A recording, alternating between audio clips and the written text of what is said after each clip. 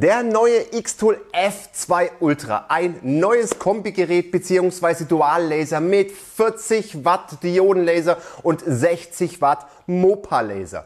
Doch was taugt dieses Gerät wirklich? Was leistet er? Für wen ist der Laser gedacht und ist der Preis gerechtfertigt? All das schauen wir uns heute in diesem Video einfach mal genauer an und wir testen hier diesen neuen F2 Ultra. Lasern. Um dieses Thema geht's heute wieder. Ihr seht jetzt hier auch noch den F1 Ultra auf dem Tisch stehen von Xtool. Den habe ich letztes Jahr schon vorgestellt. Kann ich euch gerne nochmal in der Videobeschreibung oder hier oben einfach nochmal verlinken. Schaut auch nochmal den an. Das ist auch ein sehr cooles Gerät. Aber allerdings hat jetzt Xtool ein neues Gerät auf den Markt gebracht, den F2 Ultra. Ein neues Kombigerät mit 40 Watt Diodenlaser und 60 Watt Mopa-Laser. Zu dem Mopa-Laser kommen gleich nochmal.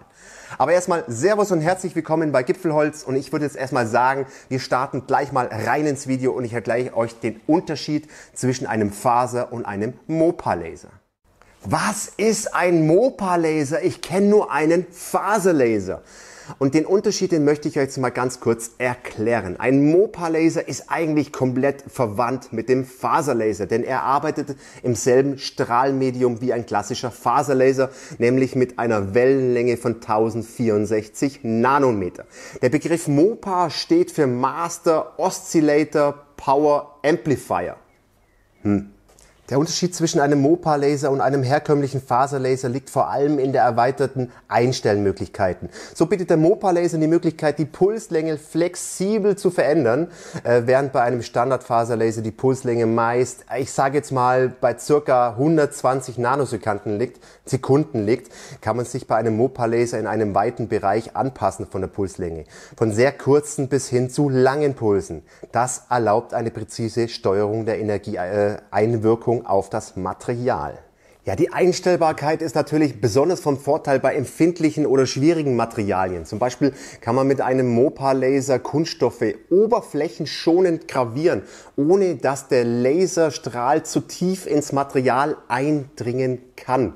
Und das ist natürlich gerade für solche Sachen perfekt, aber auch gerade bei anderen Materialien wie Aluminium oder so, gerade Alu-Blank kann ich jetzt zum Beispiel sehr schwer schwarz gravieren und das kann ich alles mit diesen Pulslängen einfach nochmal, ich sage es mal, fein einstellen. Das ist aber noch nicht alles. Und zwar eine Besonderheit von Mopa-Laser ist auch noch die flexible Frequenzeinstellung. Also die Frequenz ist also die Anzahl der Laserimpulse pro Sekunde und die wird in Kilohertz angegeben. Während bei einem normalen Faserlaser typischerweise der Bereich so, ich sage es mal, circa zwischen 20 und 100 Kilohertz liegt, arbeitet dieser Mopa-Laser in einem Bereich zwischen 30 und 4000 Kilohertz. Und dadurch können wir einfach noch mal mehr ins Detail gehen und noch mehr einstellen. Jens, jetzt nerv mich nicht mit den ganzen krassen Details, ich verstehe eh nichts. Also zusammenfassend will ich das jetzt mal machen. Ein Mopa-Laser, der lässt sich einfach von der Pulslänge, Pulsfrequenz und Pulsenergie fast, ich sage es mal, fast nahezu unabhängig voneinander einstellen. Das gibt dem Anwender natürlich eine sehr viel größere Flexibilität und ermöglicht eine präzise Anpassung an unterschiedliche Materialien und Anforderungen. Was wird geliefert? Wir haben außer dem Laser natürlich noch ein Touchpad dabei. Darüber können wir den Laser auch noch von diesem Touchpad steuern. Wir haben noch einen Absaugschlauch dabei, den wir dann ausziehen können. Eine Laserunterlage zum Schneiden von Materialien. Wir haben auch selber Testmaterialien auch noch dabei, da ist sogar noch eine Messingmünze mit dabei, verschiedenes Werkzeug haben wir noch dabei. Dieser kleine Winkel ist dafür gedacht, dass wir das dann in diese Löcher einschrauben, denn da sind nämlich Gewinde drin, dass wir da auch was ausrichten können. Ganz wichtig ist auch diese USB-Sticks, die dabei sind. Das ist jetzt gerade hier nur einer steckt schon hinten. Ohne diesen USB-Stick funktioniert der Laser nicht. Des Weiteren ist natürlich auch noch ein Quick-Start-Guide dabei, der wirklich super erklärt ist und innerhalb von ein paar Minuten können auch Anfänger total einfach mit dem Lasern hier loslegen. Xtool gibt an, dass es der weltweit erste Mopa-Laser Doppellaser in einem sein soll, der dann auf dem Markt jetzt praktisch erscheint. Also praktisch wir haben Diode und Mopa vereint in einem Gerät. Und es soll auch der erste KI-gestützte Mopa-Laser sein, der dann praktisch das Ganze auch mit diesen KI macht, denn wir haben nämlich Doppelkameras verbaut. Ja, der erste KI-gestützte MOPA-Laser vereinfacht natürlich auch die Bearbeitung maximal durch diese zwei verbauten Doppelkameras, die da oben sind. Das sind zwei 48 Megapixel verbaute Kameras, die die Genauigkeit auf 0,02 Millimeter verbessern sollen. Also das heißt, wenn ich hier jetzt praktisch zum Positionieren irgendwas hinlege und das Ganze in der Software positioniere, stimmt es auf 0,02 Millimeter und das ist natürlich schon enorm genau. Wir haben aber auch einen verbauten Autofokus, das heißt, diese zwei Punkte, die fokussieren sich dann automatisch zu einem Punkt zusammen. Ich kann das Ganze natürlich auch noch mit diesem Pad manuell steuern, durch Hoch- und Runterdrücken. Also wenn ich zum Beispiel jetzt runterdrücke, dann fahren diese zwei Punkte aufeinander und dann ist der Fokusbereich im Endeffekt eingestellt. Natürlich muss man das Ganze noch kalibrieren einmal am Anfang, aber das wird in der Software alles total easy erklärt. So, jetzt ist das Ganze im Fokusbereich. Wir haben auch eine Dot-Größe. Beim 40 Watt Diodenlaser haben wir eine Dot-Größe, also eine Laserpunktgröße von 0,0 mal 0,1 Millimeter und beim 60 Watt MOPA-Laser ist natürlich sehr interessant, weil das sehr fein ist mit 0,03 mal 0,03 an Dot-Größe.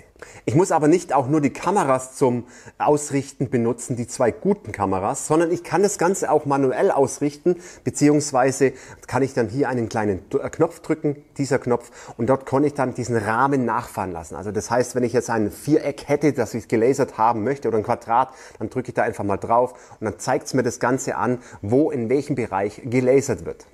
Wir haben hier den Arbeitsbereich von 220 auf 220 Millimeter, aber jetzt kommt's, es ist wieder erweiterbar auf eine Arbeitsfläche von 220 auf 500 Millimeter durch ein optional erhältliches Förderband, das wir uns dann später im Video auch nochmal anschauen werden. Hier auf der Rückseite seht ihr auch noch mehrere Anschlüsse. Wichtig ist dieser Schlüssel hier. Wir können hier noch das Feuerlöschsystem anstecken und dann natürlich da auch und Fußpedal und so weiter. Hier ist das Touchpad noch angesteckt. Und das Wichtige kommt natürlich jetzt auch noch, denn das ist eine absolute richtige Neuerung. Das Tolle daran ist wirklich, ich brauche jetzt hier nur aufklicken und komme an den Ventilator sowas von einfach ran. Das war jetzt beim älteren Modell noch nicht ganz so der Fall.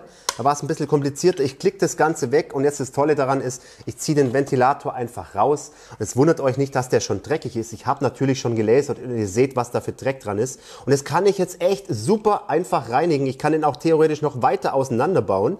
Müssen wir jetzt aber gar nicht. In diesem Fall, da brauche ich jetzt einfach nur ein bisschen Druckluft oder ein bisschen Pinsel und das Ganze dann ausblasen.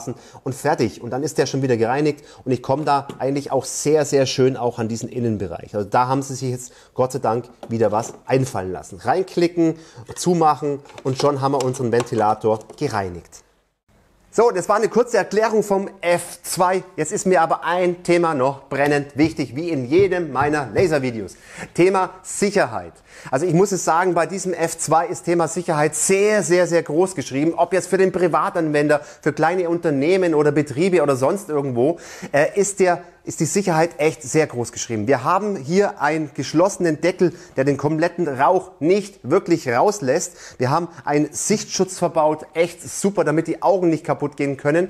Aber natürlich es bringt natürlich alles nichts, wenn ihr da hinten nichts anschließt. Das heißt, der Rauchabzug, der Rauch muss abgesaugt werden und er muss dann irgendwo, der beste Weg ist natürlich, das Ganze nach draußen zu leiten. Aber wer die Möglichkeit nicht hat, das Ganze nach draußen zu leiten, der muss sich dann praktisch um ein Filtersystem kümmern. Dort habe ich auch schon mal ein Video drüber gemacht, über dieses Filtersystem. Der filtert wirklich komplette Gerüche und mit allem drum und dran filtert der richtig schön raus. Kann ich euch gerne nochmal dort oben und unten in der Videobeschreibung verlinken. Also wie gesagt, Thema Sicherheit, bitte beachtet es auch selber in eurem Umfeld. Eins muss ich noch sagen zur Qualität, also man ist es von Xtool einfach gewohnt, die liefern Qualität und so ist er auch aufgebaut, der Laser. Also ich kann mich da überhaupt nicht beschweren über Billigmaterialien, also mir kommt der echt richtig schön hochwertig verarbeitet rüber. Leute, ich werde euch natürlich den Laser und alle Materialien, die ich jetzt verwende und alles andere, werde ich euch alles in der Videobeschreibung unten verlinken. Geräte, Zubehörteile und so weiter.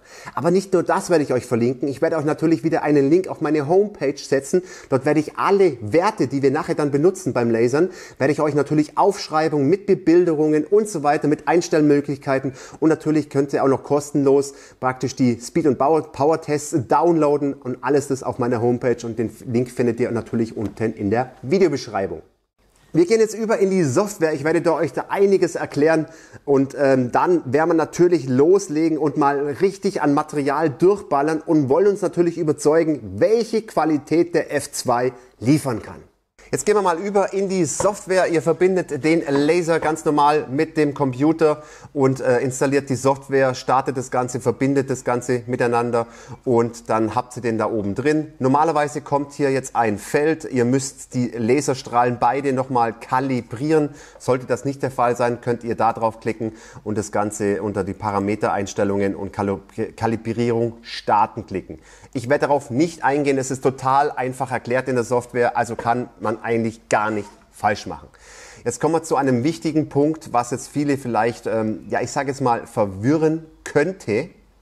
Wenn ich zum Beispiel jetzt hier eine Vektorgrafik habe, dann, wir sind jetzt auf dem Mopa-Laser und wir können da jetzt einiges einstellen. Wir können Geschwindigkeit, wir können die Leistung einstellen, die Linien per Zentimeter. Impulsbreite ist ja bei einem Mopa-Laser in Nanosekunden gemessen, die können wir hier auch noch einstellen und die Häufigkeit, also praktisch die Kilohertzzahl, die können wir dann auch noch separat einstellen. Jetzt kommen wir aber dazu, wenn ich jedoch auf eine Bitmap-Datei, das ist das gleiche Logo, nicht als Vektor, sondern als Bitmap oder als PNG oder als Bildformat einfach, dann taucht plötzlich eine neue Einstellung auf, die Punktdauer.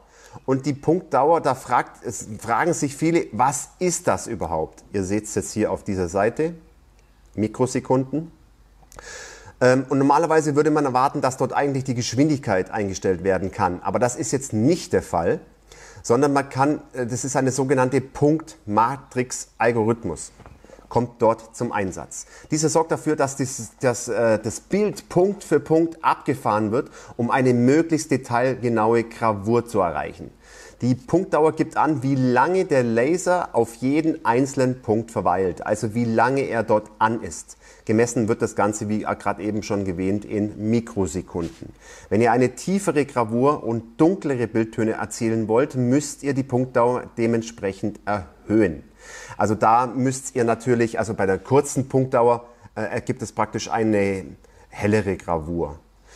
Genauso kann ich auch den Leistungsbereich einstellen. Das ist gerade bei Bildgravur eigentlich ganz gut, dass ich dem Laser sagen kann, also das ist jetzt nicht kein schönes Bild, wenn ich jetzt ein Foto habe, ein richtig schönes Foto habe, dann kann ich hier den Leistungsbereich einstellen. Also der Laser, der lasert mir bei Graustufen, wenn ich jetzt Graustufen einstelle, dann lasert er mir zwischen diesem Bereich, also zwischen 41 und 66% in diesem Fall würde er mir lasern. Somit kann ich auch schönere Graustufen einfach erreichen. Hier oben, wenn wir da drauf klicken, dann können wir die ganzen Sachen einstellen. Das heißt hier, wir können die Oberfläche, wenn wir nur Oberfläche bearbeiten wollen, wir können Rotari machen, wir können das Förderband anschließen. Wir können auch eine 3D gebogenes Materialgravur können wir machen und wir können natürlich noch die Tiefenprägung oder die Tiefengravur können wir damit auch noch einstellen. Wir bleiben jetzt hier einfach bei der ebenen Oberfläche. Jetzt gehen wir mal hier auf diese Vektorgrafik und sagen jetzt einfach mal, wir können jetzt hier eine Liniengravur machen, wir können Flächengravur, wir können aber auch eine Farbgravur machen und wir können auch schneiden. Also stellt man natürlich das Ganze auch nochmal um auf Mopa-Laser. Flächengravur, Mopa ist okay. Und wir haben ja bei Xtool eine Bibliothek. Diese Bibliothek im Zeitpunkt des Videodrehs war noch nicht ganz so gefüllt, muss ich dazu ehrlich sagen. Aber in Zukunft wird diese Bibliothek noch gefüllt. Da könnt ihr zum Beispiel euch, sage ich mal, Werte rausnehmen. Die seht ihr hier oben. Zum Beispiel, ich kann jetzt hier verschiedene Materialien rausnehmen, hier wie Acrylglas und klickt dann einfach mal drauf, macht bestätigen. Also hier habt ihr mehrere Materialien drin, die ihr dann verwenden könnt. Und das sind dann so die, sage ich mal, diese Richtwerte. Die stimmen nicht hundertprozentig immer, aber da könnt ihr euch schon mal drauf ja, ausrichten, sagen wir mal so. Jetzt stellen wir das Ganze nochmal um auf Mopa, habe ich eigentlich vorhin schon. So, und jetzt schlagen die vor, 80% mit dieser Geschwindigkeit, Linien per Zentimeter, 200 Nanosekunden und Kilohertz mit 48. So würde er das praktisch jetzt auf diese Acrylplatte gravieren. Also da müsst ihr auch mal ein bisschen rumspielen. Wenn man jetzt zum Beispiel Edelstahl machen würde, dann muss man das Ganze dann oben irgendwie ein Edelstahlbeispiel rausnehmen. Wo haben wir denn? Stainless Steel haben wir hier. So, und jetzt gehen wir auf Farbgravur. Und geht das mit der Farbgravur? Ist das schon eingestellt? Nee, doch. Müssen wir mal umschalten.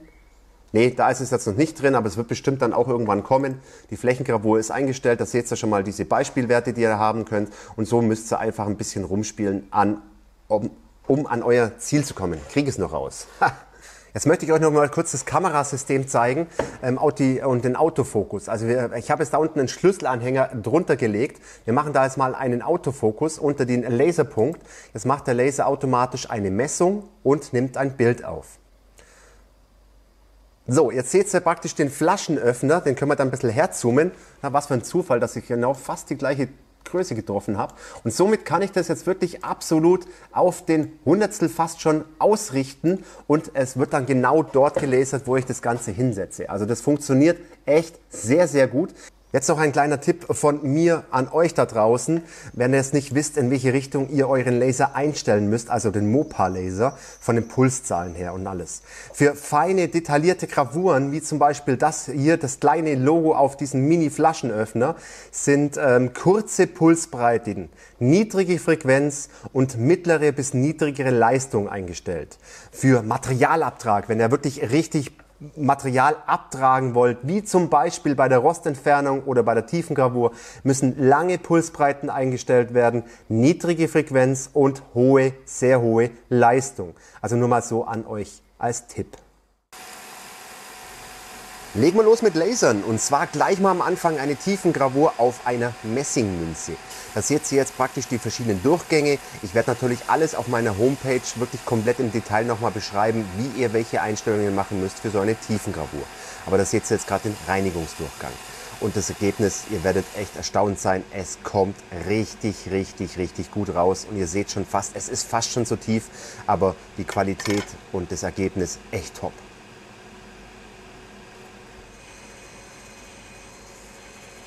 Danach wird natürlich noch ein bisschen poliert, aufpoliert und dann kommt die Münze auch noch mal richtig schön raus. Speed und Power Test mit dem Mopa Laser auf Edelstahl. Ihr seht jetzt auch gerade die Farben von schwarz bis weiß. Kriegt man da richtig schön die Farbe raus. Und Leute, das ist jetzt alles hier Originalgeschwindigkeit. Also das ist richtig schnell, wie das funktioniert. Und ihr seht die Ergebnisse echt sauber. Natürlich geht auch Edelstahl farbig lasern und jetzt schaut mal, wie schön diese Farben dann am Schluss rauskommen. Also da müsst ihr natürlich noch Speed- und Power-Tests wirklich noch richtig viele machen. Werde ich aber auch zum kostenlosen Downloaden anbieten. Schaut auf der Homepage und jetzt schaut mal, wie sauber diese Farbe durchgehend wirklich ist und das kriegt man mit dem Diodenlaser definitiv nicht hin. Aluminium eloxiert, da seht ihr auch die verschiedenen, den Speed- und Power-Tests. Ihr seht es von dunkel bis komplett in weiß. Und natürlich kann man dann, wenn man sich dann so einen Speed- und Power-Test macht, auch dann die Werte rausnehmen und könnte sich zum Beispiel jetzt ein schönes Logo in zweifarbig auf Alu machen. Das seht ihr jetzt dann hier. Ihr seht, das ist auch wieder Originalgeschwindigkeit, nur mal so nebenbei erwähnt. Es ist richtig schnell, wie das funktioniert. Und da seht ihr jetzt richtig schön zwei Farben, einmal hell und einmal richtig dunkel auf Alu. Natürlich auch der Schlüsselanhänger, der obligatorische, der geht auch innerhalb von ein paar Sekunden, 4 Sekunden und schon ist der Schlüsselanhänger fertig und das Ergebnis ist echt auch sauber. Und jetzt mal, Leute, eine Alu-Visitenkarte mit Bildbelasern im Mopa-Modus. Richtig gigantisch und jetzt schaut euch mal dieses Bild an, wie gestochen scharf im Detail das alles zum Sehen ist. Und jetzt seht ihr noch ein anderes Bild, da seht ihr auch die kleinen Sommersprossen drauf, da seht ihr die Wimpern, aber sowas von detailgenau, richtig toll. Entrosten vom Metall auch überhaupt kein Problem für den Mopa Laser. Hier in diesem Fall sind es 3 Durchgänge, ihr seht, ihr fährt dann dreimal drüber, das ist auch Originalgeschwindigkeit. Ihr seht mal, wie schnell das mit diesem Galvo Laser funktioniert. Zack, zack, zack, dreimal drüber und wir haben das Logo jetzt oder dieses Metall an dieser Stelle einfach entrostet. Und ihr seht mal, wie gestochen scharf die Kanten sind. Absoluter Wahnsinn. Hufeisen funktioniert auch und das ist mal, ihr seht es gerade selber, es ist richtig krass verrostet, aber trotzdem kam der Laser komplett durch. Das habe ich auch mal eine Fläche gelasert. Dort bin ich, glaube ich, 10-mal drüber gegangen und Originalgeschwindigkeit und schon ist das Metall gereinigt von Rost und das mit diesem Rost. Blaulichtlaser natürlich auch mal und ihr seht ja, Blaulichtlaser Was mich auch verwundert hat, es ist kein Schmauch da und diese Gravur kommt so gestochen scharf raus. Ihr seht es jetzt gerade hier, richtig schön sauber und gestochen scharf. Natürlich kann ich dann jetzt auch das Ganze dann wieder mit der Kamera fokussieren und ihr seht jetzt gleich mal, wie genau das funktioniert. Ich schiebe dann einfach das Logo hin, wo ich es möchte. Innerhalb von 2 Sekunden ist es graviert und ihr seht, wie schön und genau das positioniert worden ist. Für Kunststoff ist natürlich der Mopa-Laser wirklich super geeignet, weil man ja die Pulslängen dann einfach einstellen kann und somit nicht richtig tief ins Material eindringen kann. Ihr seht es auch, das Ergebnis ist einfach richtig gestochen, scharf. Die Kanten sind richtig scharf, echt top. Schiefer, überhaupt kein Problem, aber das muss ich gar nicht sagen. Geht mit dem Diodenlaser genauso gut, aber trotzdem schön sauber. Acryl ist richtig gigantisch. Das ist schwarzes Acryl und dort mache ich ein Bild drauf. Und jetzt, hey, das Ergebnis hat mich echt verwundert. Und das funktioniert echt mit einem Mopa-Laser nur. Jetzt schaut euch mal diese Qualität an. Fast wie original, gigantisch. Messing schneiden, 0,3 mm ist auch kein Problem. Es geht sogar noch ein bisschen stärker, muss man halt öfters fahren. Das sind jetzt 100 Durchgänge, hört sich viel an, aber es geht rasend schnell. Man müsste das theoretisch irgendwie festmachen, das Messing. Man sieht es ja, durch die Hitze bewegt sich einfach und verbiegt sich ein bisschen. Und natürlich sauber machen muss man es auch, aber wenn man es gereinigt hat, seht ihr selber, wie schön das Ganze rauskommt. Die Schnitte sind echt super schön. Natürlich geht auch die Gravur auf Messing, also dann hier graviere ich einfach mal was drauf, dann schneide ich noch ein kleines Löchchen rein und schneide das Ganze auch nach außen rum mit 100 Durchgängen. Vorsicht, heiß beim Anfassen und natürlich muss man noch über den Bergen, das seht ihr, ein bisschen leichte Verfärbungen, die müsste man natürlich auch noch ein bisschen reinigen, aber danach kommt das Schild echt top raus. Kunstledergravur, überhaupt kein Stress, ihr seht die Geschwindigkeit, es funktioniert echt top. Natürlich sind diese Gravuren auch auf Echtleder möglich. Da muss man natürlich noch die passende Einstellung finden. Aber ihr seht das Ergebnis echt schön und sauber mit dem Blaulichtlaser gemacht. Speed- und Power-Test auf Pappel-Sperrholz. Ihr seht, wenn man dann die falschen Einstellungen hat, dass es doch ein bisschen Schmauch gibt. Ich habe natürlich gleich mal ein Foto versucht auf Sperrholz zu machen. Fürs erste Ergebnis gar nicht mal so schlecht, aber ich denke mal, da kann man noch ein bisschen an den Einstellungen noch ein bisschen feilschen. Natürlich funktioniert auch eine schöne Gravur und dann noch mit natürlich Schneiden. Wir haben ja ein Kombigerät, wo wir alles machen können. Jetzt schneiden wir hier dann auch noch mit den 40 Watt.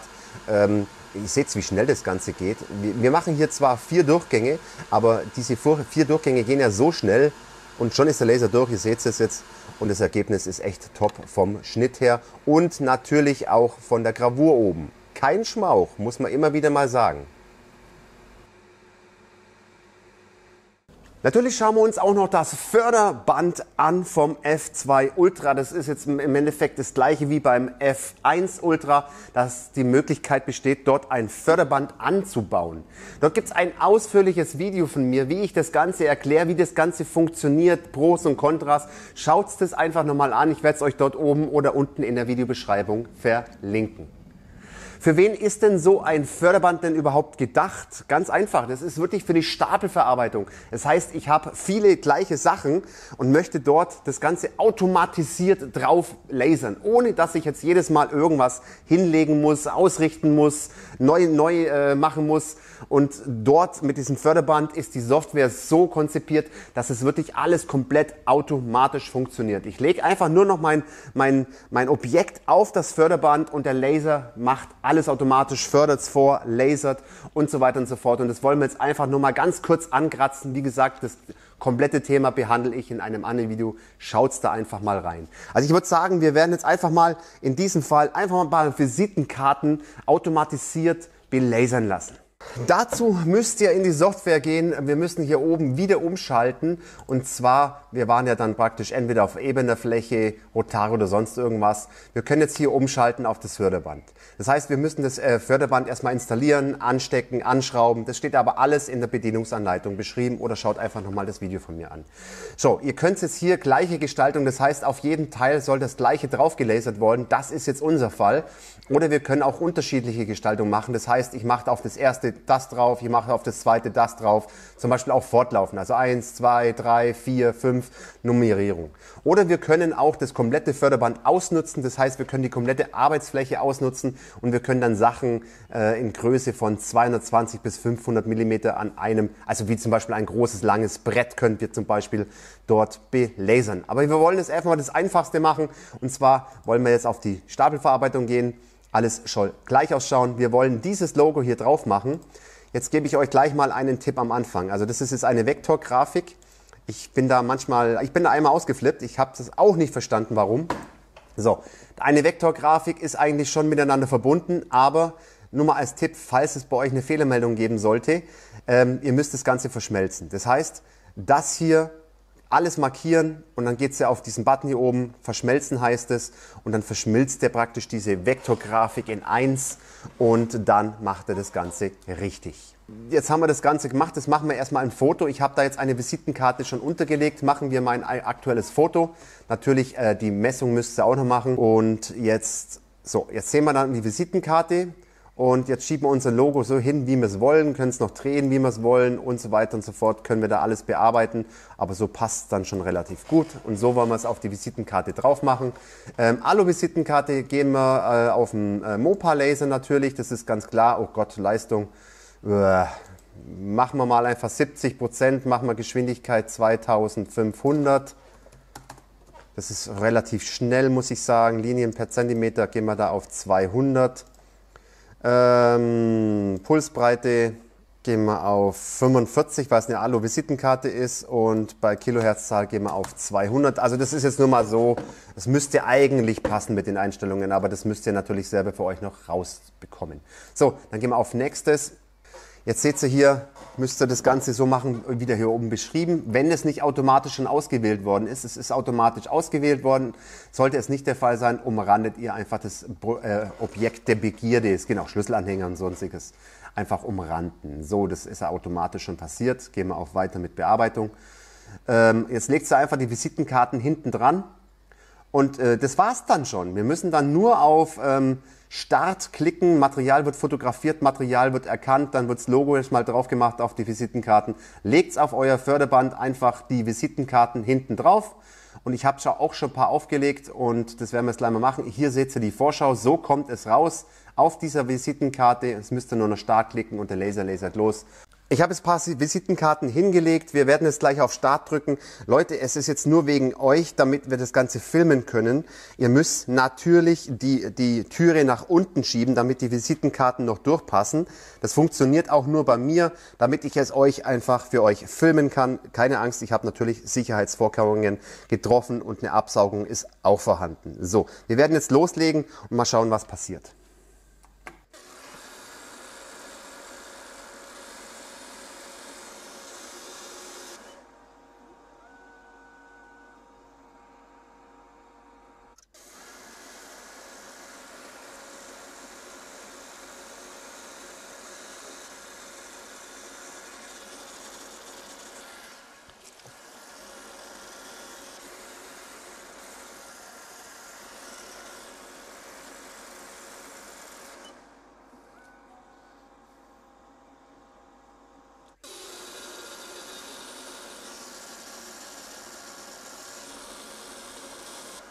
Jetzt habt ihr gesehen, wie schnell das funktioniert, wie gut die Software arbeitet. Jetzt vergleicht mal die Karten einfach miteinander. Die sind absolut identisch, egal wie sie gelegen sind. Einmal schräg, einmal so, einmal hat die Software das Ganze dann umgedreht. Das macht alles die Software komplett automatisch. Ich muss nur noch die Sachen reinlegen und durchballern und fertig. Und die Software macht alles automatisch. Ich muss nicht mal drauf achten und das Ganze ausrichten. Einfach nur die Karten drauflegen, fertig. Und ihr habt sogar gesehen, selbst die schwarze Karte auf diesem schwarzen Untergrund hat die Software praktisch erkannt. Also das funktioniert auch mit schwarzen Objekten. Also richtig toll, wie das Ganze funktioniert. Und ihr seht, wie sauber das alles wirklich akkurat jedes Mal an der gleichen Stelle gelasert worden ist. Top. Ich könnte dann noch Stunden weiter lasern und hier Sachen belasern, aber das habe ich ja schon in dem anderen Video gemacht, wie schon erwähnt. Oben Und unten in der Videobeschreibung, wer mehr Interesse an diesem Förderband hat, schaut es euch einfach mal an. Ich finde es echt ein richtig guter Gamechanger für kleine Unternehmen, für kleine Betriebe, die wirklich mal so gewisse Stückzahlen einfach mal durchballern wollen und nicht alles einzeln hinlegen wollen. Selbst die Stapelverarbeitung geht auch einzeln. Das heißt dann wirklich, ich könnte theoretisch auf diese Visitenkarte 1, 2, 3, 4, 5 drauf lasern und das macht die Software alles automatisch. Finde ich echt cool, was damit alles möglich ist. So, meine Lieben, wir werden uns jetzt mal an der Kurvengravur, 3D-Gravur einfach mal versuchen, die auch nochmal auszuprobieren. Und da müsst ihr da oben, auf die gebogenes Material gehen. Ihr seht es ja hier, wir können da dann Rotari einstellen, Förderband und so weiter. Das können wir alles hier einstellen. Und dann klicken wir jetzt auf mal das gebogene Material. Und da wollen wir jetzt einfach mal ein Treibholz gravieren. Ich habe da schon was vorbereitet. Und zwar, dieses Logo soll auf ein rundes Treibholz drauf. Also das ist dann, ihr seht es ja dann gleich. Da müssen wir jetzt anfangen und zwar gehen wir da oben jetzt in dieses Netz. Wir müssen da erstmal ein Netz erstellen.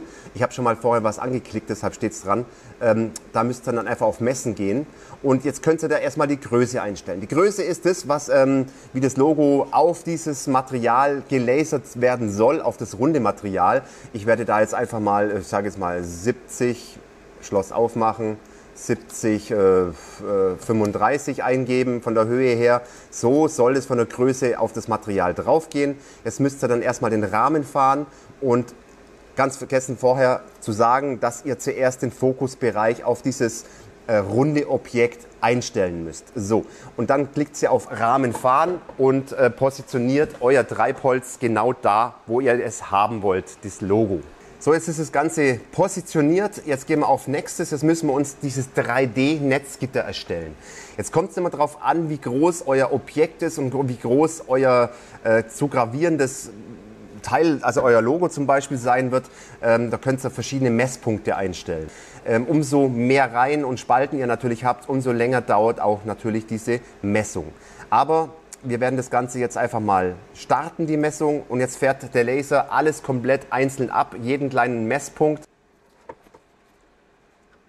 Jetzt sind wir dann gleich durch mit der Messung. Jetzt wird dann gleich ein 3D-Netz erstellt und jetzt sind wir fertig. Jetzt wird das 3D-Netz erstellt und jetzt könnt ihr hier mit der Maustaste das Ganze rumschieben. Ihr seht es, wir können es drehen, wie wir wollen. So schaut die Oberfläche jetzt dann praktisch aus. Umso mehr Messpunkte ihr habt, umso genauer wird natürlich die Oberfläche hier. Aber ihr seht, das ist jetzt nicht ganz rund, sondern eher so ein bisschen mit Beulen drin oder so. Sieht man, ihr könnt es natürlich auch herzoomen. Jetzt seht ihr diesen roten Bereich. Dieser rote Bereich, der wird dann sehr schlecht gelasert oder gar nicht gelasert. Da müsst ihr ein bisschen aufpassen. Dort ist dann praktisch an der Grenze. Aber wir wollen das jetzt praktisch dann auch so hinschieben, das Logo, dass es nicht im roten Bereich ist. Jetzt gehen wir auf Erledigt. Jetzt seht ihr dann hier dieses Kästchen und jetzt können wir dann so unser Logo dann dort drin positionieren. Können wir es noch ein bisschen kleiner ziehen, das Ganze. So und so will ich das jetzt auf dieses Treibholz drauf haben. Jetzt können wir uns das Ganze mal nochmal vorab anschauen. Da geht es dann nochmal auf das Gitternetz oben, auf die Vorschau. Und jetzt sehen wir das Ganze, das Logo, so wird das Logo dann praktisch auf das Treibholz gelasert. So, erledigt. Jetzt müssen wir nur noch dann die Einstellungen machen. Ich nehme da hier, ja, wie gesagt, den Blaulichtlaser nehme ich dazu, die Diodenlaser, Flächengravur, Punktdauer. Es sind jetzt einfach mal geschätzte Werte 1800, Leistung 38, dpi 320. Wollen wir mal schauen, wie es rauskommt am Schluss. Jetzt müssen wir eigentlich dann nur noch auf OK klicken und werden den Laser einfach mal lasern lassen.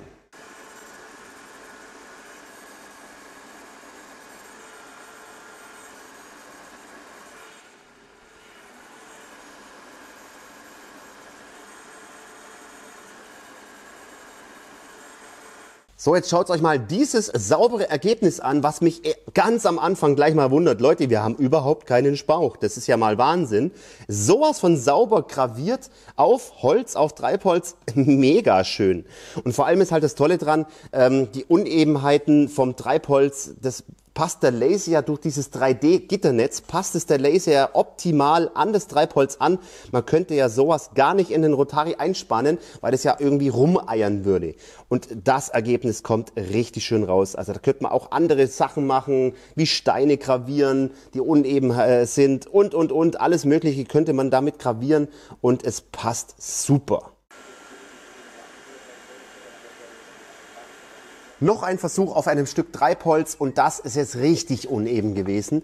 Ich versuche es euch mal zu zeigen. Also ihr seht mal, wie uneben das hier ist. Also richtig geschwungen, richtig gebogen, richtig krass. Und das Logo kam perfekt einfach raus. Echt top. Jetzt habe ich mal alles hier hingelegt. Also ich muss echt sagen, die Qualität des Mopa-Lasers ist enorm. Ihr habt es selber vorhin gesehen, diese Qualität von diesen Alukarten. Ein Bild auf einer Alukarte, ein Bild sogar auf einem Acrylglas, schwarzen. Ey, schaut's mal, das ist so gestochen scharf wie original schon fast schon. Also ich bin da richtig begeistert von der Qualität. Ja, bei der Münze, die ist fast schon zu tief geworden, muss ich sagen. Aber das muss man halt dann einfach nochmal einstellen. Also da ist ein fetter Rand hier. Das ist sowas von tief, da könnte man richtig schöne Prägestempel machen. Und nein Leute, bei mir klappt auch nicht alles wirklich immer auf Anhieb. Es ist nicht nur ein gelecktes Video, wie man es sonst immer sieht, dass alles perfekt funktioniert. Nein, das tut's auch mit diesem Laser nicht, will ich bloß mal sagen. Ich habe auch, da hinten liegt noch einiges mehr rum. Man muss einfach Versuche starten. Was ich damit sagen will, Leute, ihr müsst ein bisschen üben, damit ihr auch diese perfekten Ergebnisse wie ich dann einfach raus habt. Ihr seht es selber, die ersten Versuche auf Acryl haben nicht wirklich funktioniert. Schiefer, auch beim Holz genauso. Viel zu viel Leistung gehabt, viel zu viel Schmauch dann gehabt, Leistung runtergestellt und dann hat es auch funktioniert. Genauso auch hier, viel zu tief reingelasert in das Treibholz und das schaut dann einfach nicht mehr schön aus. Also, üben, üben, üben, Leute. Jetzt lassen wir aber die Besprechung, die haben wir ja schon vorher beim Lasern, habe ich schon mal ein bisschen was erklärt. Leute, jetzt kommen wir zum Fazit und ich möchte natürlich jetzt auch die Pros und Kontras euch nennen. Kommen wir zum Positiven, zu den Pros. Ja, was soll ich sagen? Für Unternehmen, für Betriebe, für kleinere ist das echt ein Gamechanger. Ich kann hier noch ein zusätzliches Förderband anschließen. Ich kann hier eine Stapelverarbeitung machen. Ich finde das echt toll. Man kann auf den Kunden speziell auch eingehen. Wir haben hier eine Top-Sicherheit von diesem Gerät, muss man echt dazu sagen. Also für solche Leute ist es wirklich super toll gedacht. Wir können eine Vielzahl an Materialien gravieren und beschriften durch dieses Dual-Lasersystem mit Diodenlaser und Mopa-Laser in einem. Und dadurch stehen natürlich so viele Möglichkeiten neu zur Verfügung. Positiv zu erwähnen sind die zwei Kameras, die verbauten. Zwei 48 Megapixel KI-Kameras verbaut, die das Positionieren sowas von einfach machen. Und ich muss dazu sagen, das kann bis jetzt kein anderer Hersteller. Umso höher, vielleicht wisst ihr es, habt ihr schon mal gehört, umso höher die Objekte werden, umso schlechter und umso ungenauer kann man positionieren. Das ist hier nicht der Fall mit diesen Kameras. Ich setze das an, egal wie hoch es ist. Es stimmt immer. Die Software passt einfach die Höhe mit der Kamera irgendwie an und es passt, egal wie hoch ich lasern will. Es passt immer von der Positionierung. Und das finde ich echt richtig super toll, dass das funktioniert. Was mir auch gefällt, ist, dass es ein mobiles Gerät ist. Diese Bauform ist einfach mobil. Sprich, was meine ich damit? Ich kann es zusammenklappen, ich kann es jetzt irgendwo praktisch mitnehmen, vor Ort lasern, auf eine Messe gehen, auf eine Ausstellung gehen oder sonst irgendwas. Natürlich, es muss erlaubt sein und natürlich muss ein Filter mitgenommen werden. Das ist ganz klar. Also die Bestimmungen müssen einfach passen. Aber es besteht einfach die Möglichkeit, dieses Gerät auch mobil zu verwenden. Bei so anderen großen Geräten, es ist einfach nicht möglich, für 50, 60 Kilo hier mit sich rumzuschleppen. Jetzt haben wir genug Positives erwähnt. Mir gefällt der Laser echt sehr, sehr gut. Aber es gibt auch Kontras und die möchte ich euch natürlich auch zeigen. Wo fangen wir an? Erstes Kontra. Ganz einfach, die Einstellungen müssen einfach passen. Wir haben bei diesem Modell kein Air Assist. Wer sich ein bisschen mit Lasern auskennt, ist es einfach so, gerade beim Diodenlaser, wenn ich jetzt zum Beispiel Holzlaser oder so, ist natürlich beim Schneiden immer von Vorteil. Ich meine, wir haben 40 Watt, wir haben hier Power, aber es ist trotzdem begrenzt auf die Stärke vom Holz und damit einfach zu schneiden. Das müsst ihr wissen. Und wenn ich kein Air Assist habe, dann komme ich einfach nicht tief genug ins Holz rein. Der Air Assist bläst praktisch den Schnitt wieder frei und ich komme einfach tiefer ins Material rein. Und so ein Air Assist, ich sage jetzt mal, ja, manchmal haben wir auch dadurch weniger Schmauch. Wenn man jetzt zum Beispiel diesen Flaschenöffner anschaut. Dieser Flaschenöffner ist auch mit dem Diodenlaser gemacht worden. Und ihr seht's mal, ich habe hier überhaupt keinen Schmauch. Nichts. Und das wundert mich schon ein bisschen, dass es dann doch richtig funktioniert, wenn man die richtigen Einstellungen hat, dass man da das Ganze ohne Schmauch machen kann. Also gar nicht mal so schlecht. Aber wie gesagt, falsche Einstellungen, habt ihr auch dort sehr viel Schmauch. Jetzt bleiben wir gleich mal beim Diodenlaser und beim Schneiden. Ich sage jetzt mal ganz persönlich meine Meinung, und zwar, es ist kein Schnittweltmeister. Also man kann damit definitiv schneiden. Wie gesagt, der fehlende Air Assist ist natürlich jetzt hier nicht möglich, ist logisch, aber das haben alle anderen Geräte, haben das gleiche Problem in so einer Bauform. Und jetzt habe ich noch mal ein anderes Problem beim Schneiden. Ihr seht jetzt, in der Mitte habe ich jetzt hier den Laserpunkt, hier würde er lasern. Also, hier, wenn ich jetzt an der Stelle schneide, habe ich absolut schön 90 Grad Schnitt. Aber ihr wisst ja selber, das Ganze läuft über Spiegel und der Laserpunkt oben bewegt sich ja nicht links und rechts und vor zurück. Das heißt, er ist immer an einem festen Platz verbaut und der Spiegel treibt den Laser praktisch nur hier rüber. So, was passiert, wenn ich jetzt dann praktisch hier in der Mitte 90 Grad habe und da drüben irgendwas schneide oder was Großes schneide, dann habe ich eine Schräge. Und das will ich jetzt euch nur damit erklären, dass ihr euch bewusst sein müsst, dass praktisch bei so einem Galvo-Laser, dass das praktisch umso größer das Objekt wird, umso höher oder dicker das Objekt wird, umso mehr fällt die Schräge auf. Ihr seht es jetzt gerade bei diesem Teil hier, es ist nicht sichtbar, dass wir hier eine ganz, ganz leichte Schräge haben. Dieses Bauteil ist ja, oder dieses Objekt ist ja relativ klein, da ist es dann weniger das Problem im Schneiden. Aber wie erwähnt, umso größer, umso schräger wird es. Leute, ganz ehrlich, ich suche jetzt gerade noch einen negativen Punkt, was ich jetzt euch sagen könnte. Mir fällt jetzt gerade momentan noch nicht wirklich was ein. Ja gut, okay, aber das wird Xtool noch ändern. Die Bibliothek, wo die ganzen Werte drin sind als Vorschläge, die war noch nicht ganz so ausgebaut bei mir. Ich musste sehr viele Werte selber finden, aber gut, das ist ja kein Problem, muss man sich halt ein bisschen ranhocken. Aber ich denke mal, das ist ja ein Vorserienmodell, das heißt, es ist noch nicht auf dem Markt gewesen zum Zeitpunkt des Videodrehs und da war Xtool noch nicht so weit, aber die Bibliothek wird definitiv noch ausgebaut. Man kennt es ja vom F1 Ultra genauso. Ich werde natürlich unten alles in der Videobeschreibung verlinken und es wird auch einen Early Bird Preis geben. Für die ersten, die da hier bestellen, wird es einen Sonderpreis geben.